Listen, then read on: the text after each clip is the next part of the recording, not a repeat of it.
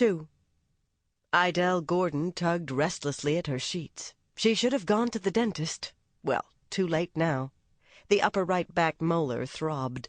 She kept her eyes squeezed shut, hoping for the blessed release of sleep. But sleep wouldn't come.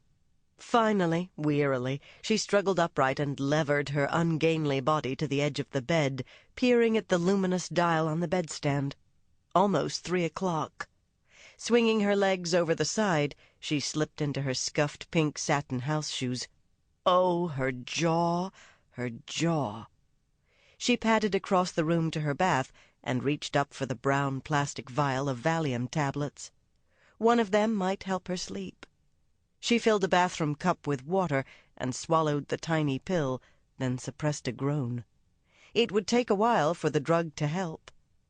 She almost walked to her easy chair, but she knew she would feel better if she kept moving. She crossed the room, dodging the potted plants and the rocking chair and the rickety maple whatnot, and opened the French window to step out onto the second-floor balcony. The soft night air swept over her, soothing and calming. It was almost warm enough to walk out in her nightdress, though it was only mid-March, but she grabbed up a shawl that she'd thrown over her rocking chair earlier that evening. The moonlight speckled the grounds below, hiding the burgeoning weeds in the beds along this side of the inn. She sighed. Her back always hurt when she hoed, but she couldn't afford to hire a gardener this spring. Occupancy of the inn had been down, and it was going to be touch and go on the bills. A little flicker of panic moved in her chest. What was she going to do if the inn failed? It would be jammed for the house and garden tours in April, but that wouldn't make up for empty rooms later in the summer. She paced up and down on the balcony, gingerly holding her jaw and trying not to whimper, and careful, too, to step quietly so as not to arouse any of the sleeping guests. Then, sharp and harsh as a peacock's cry, the gate to the grounds of the Historical Preservation Society squeaked open. Idelle recognized the sound at once. She'd known it for years, the sound of the gate that marked the boundary between her inn and the society grounds. But why would the gate be opening? And at this hour? She bent to peer over the railing. How curious. How strange. She would have to ask. Fiery hot pain lanced her jaw. She gave a soft moan and turned to go back inside. Is Leighton that kind of man? Annie wondered doubtfully. Devious and crafty? He seems so above board, so likable. Such a gentleman, Max parroted sarcastically. Well, he is. Yeah. But he's a man, too, and he'd fallen in love. What was it worth to him? I don't know. She looked at Max for a moment. What was his love worth to her? Everything. Anything. Yes, maybe she had to reconsider Leighton's motives. As for Gail, I hate to say it, but I sure can see her writing the letter. Annie nodded reluctantly. Gail was weak, but she had the cunning and stubbornness of the weak. She would fight for what mattered to her with any weapon she could find. She could have written it to strike back at her aunt. Or she could have figured that a letter like that would go a long way to spread the wealth in a murder investigation. That's too Machiavellian for her, Annie objected. How about Bobby?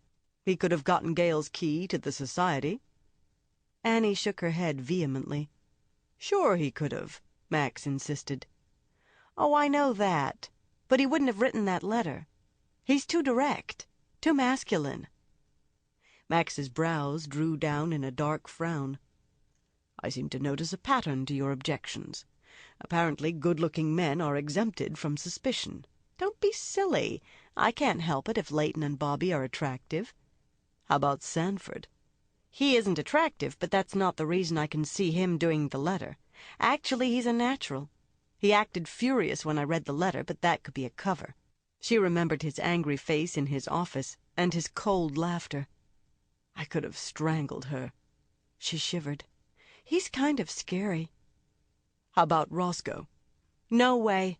He's much too careful to do something like that. I mean, he is a lawyer.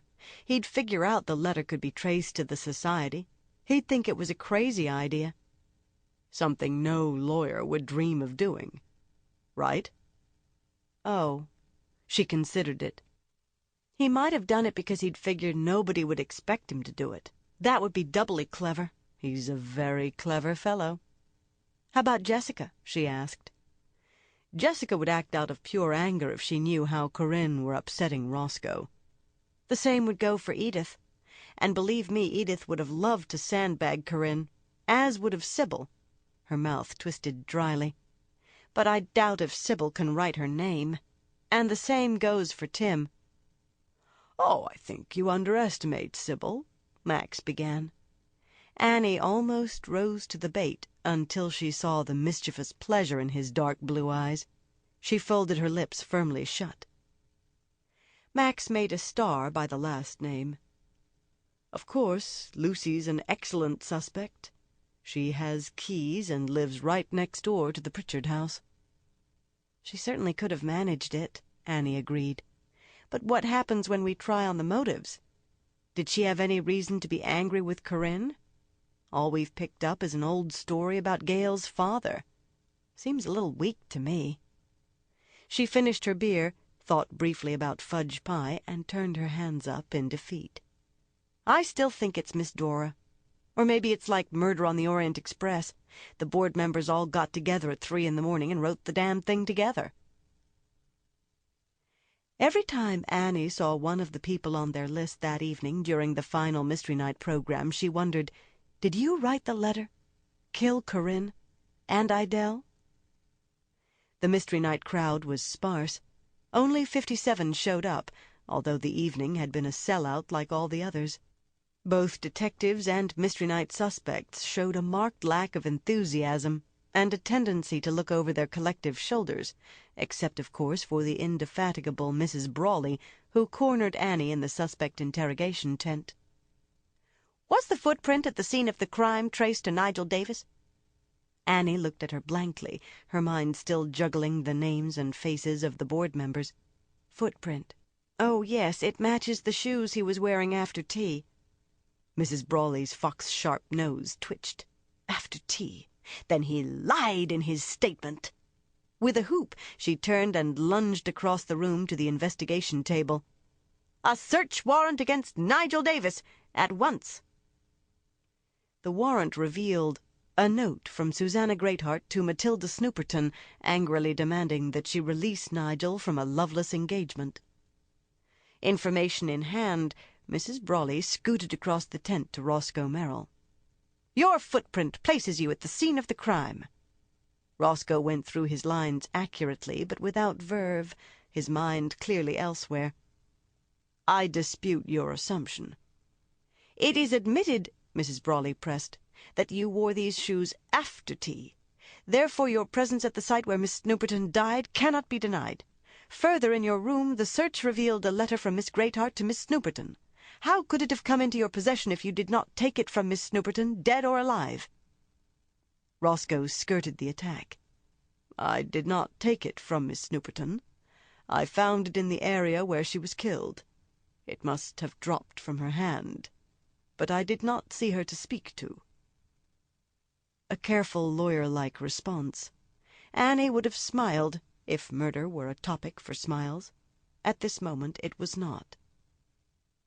At 9 o'clock she looked up to see Chief Wells standing near the main entrance to the suspect interrogation tent. He motioned for her to join him. "Last night, did you leave here between 9 and 10? "Is that when you think Idelle was killed?" Just answer my question." She fought down the impulse to back away from his bulky, dominating figure. "I went down to the inn once. Most everybody took at least one break during that time," and she waved her hand at the suspects, all of whom were watching avidly. She talked too quickly, trying to crack through the glower that seemed a permanent part of his face. "I was with Jessica Merrill. She can tell you. We walked down there and back together." "You could have gone back." "Anyone could have," she retorted angrily. He stumped off then, moving heavily to each Mystery Night suspect. Was he asking about their movements? Or hers? Lucy frowned in concentration and looked as if she were conscientiously struggling to remember. There were Sample complete. Ready to continue?